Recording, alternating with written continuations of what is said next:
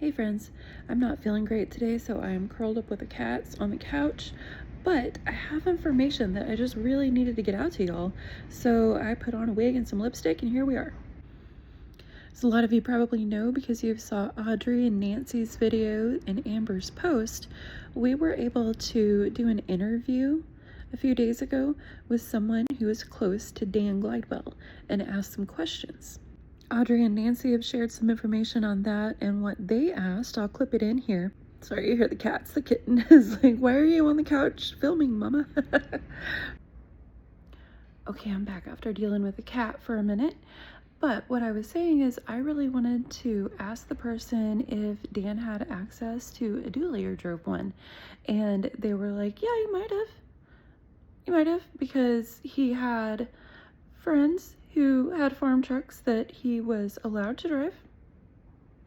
So I just thought that was very, very interesting, friends, and I'm curious what y'all think about that. Do you think Dan made the tire trucks? Now, the person that we were interviewing wanted to know why that we were asking this question. And we were like, oh, well, because there are tire tracks in Dee Dee and Gypsy's yard at 2103 Volunteer Way in the crime scene photos that appear to be tire tracks of someone with a dually truck peeling out, and they look fresh enough. It seems to be maybe the night of the murder. Now I realize there is someone, she who must not be named, who is complaining, saying that we're putting out old information and people already knew this. Well, some people may have intuited this stuff, but we talked to a source that Nancy, thank you Nancy, was able to procure for us to speak to. And then we all had a meeting and got to ask questions. I do think it's important to confirm things further, even though others may not. That's perfectly fine. I'm sure longtime viewers will know who I mean. Now I want to clip in some of Audrey and Nancy's information and just share a little more of my thoughts on it. I just want to say thank you to Nancy real quick, because it's thanks to her and her contacts that we were able to have this interview. For Audrey's entire video and all her thoughts, you'll want to go to her channel, but I wanted to share my thoughts on a few parts that she brought up. Did an interview with a few of us girls, and they so kindly provided proof as to what they were saying. Who, for those that don't know, he testified during a deposition that Gypsy had introduced him to role-playing and her being a submissive and a few other things. Just to add a little context to the other things Audrey was mentioning, Dan testified that Gypsy used to send him videos masturbating with her electric toothbrush. Now, if you're new, you might wonder why that is important. It is important because Gypsy testified on her stand at Nick's trial that Nick introduced her to everything and that she did not do sexual activity before him.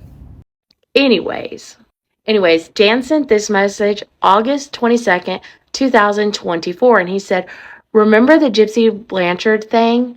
She's out and talking about me, so every idiot thinks they are a private investigator.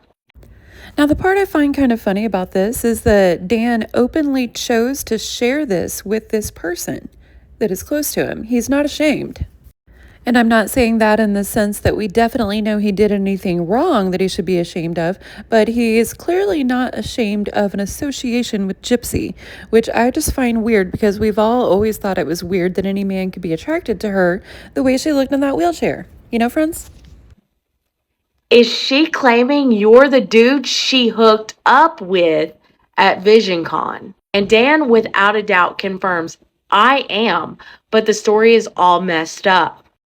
Now, Dan's explanation of the story being all messed up is he says that Gypsy just wheeled up to him with no warning at VisionCon and said, can you please help me? My mom's abusing me. I'm not really sick. Do any of us believe that? And I don't know how anyone could believe that, considering Gypsy sat up and claimed she didn't even know that she wasn't sick or that her mom was abusing her until her lawyer told her so.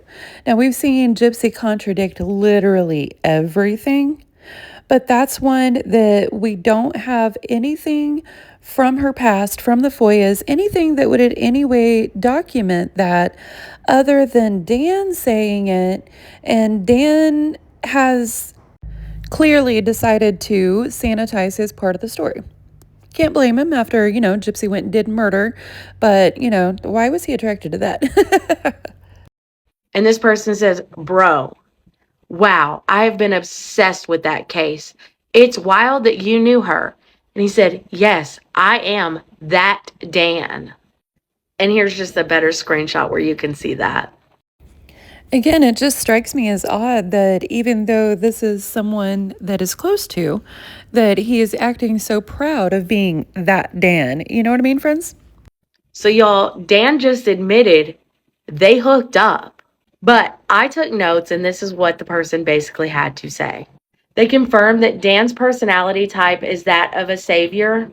I found that part interesting because it seems like that's something that's really important to Dan to project about himself, because we have this 2013 Facebook post of a painting that Gypsy did of Dan the lion.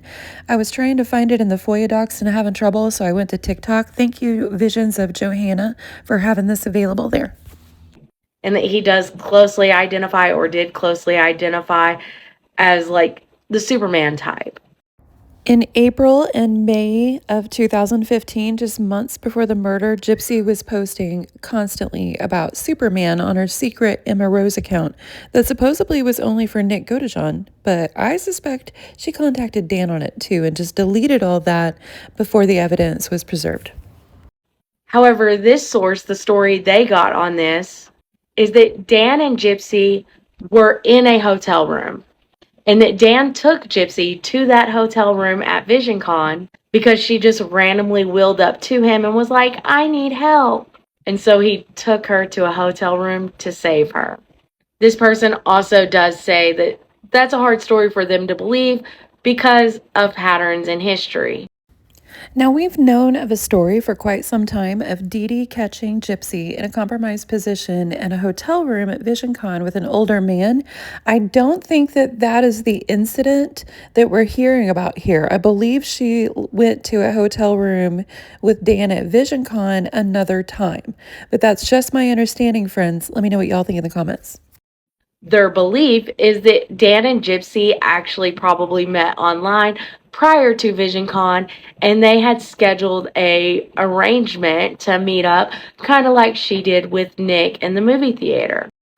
That is very plausible to me. It contradicts some of the stories that Gypsy and Dan have told, but neither of them have proved super truthful. So I believe the feeling and the intuition of the source that we talked to. This person also said that he is like very tech savvy and a nerd, which honestly kind of is not surprising to any of us that have been following this story for a while. That is so true, because we've been amazed at the amount of accounts and different social medias, the length of the videos that they would send, the editing that they were doing of those. Gypsy and Nick were both pretty tech savvy, and Nick more than Gypsy, it appears, because he actually set up their Ruby Emerald creation site where Gypsy was going to be an artist. She's sticking to her same idea that she's always had. So it doesn't surprise me at all that Dan would be a tech savvy guy too. Gypsy has a type. But I thought it was interesting when he was specifically asked about hooking up, he says, yes, it is him that hooked up with Gypsy Rose Blanchard. That's a pretty wild, gross claim to fame to most of us, but hey, Ryan Anderson is out there making a career out of it. He is so misogynistic, y'all. The way he treats women in his lives, it's understandable to me now that the only woman he really loves is a woman who murdered another woman. He's that misogynistic, I think, friends. What do y'all think? Have solid proof that, again, Dan admits to hooking up with Gypsy Rose. So what do y'all think, friends? Let me know in the comments. Hope everyone's having a good day. I hope you feel better than I. Dave just jumped off the piano onto the table behind the couch. That's what that crash was, if you could hear. Anyway, I hope everyone's having a good day, friends. Let me know what you think in the comments. Do you think Dan made those tire tracks? Do you think he was there that night? And what do you think Gypsy asked him to do? Did she want to run away with Dan and not murder her mom? Or does she want Dan to do the murder? And he said no and got the hell out. Either way, it looks like he got the hell out. Anyway, friends, like I said, let me know what y'all think in the comments.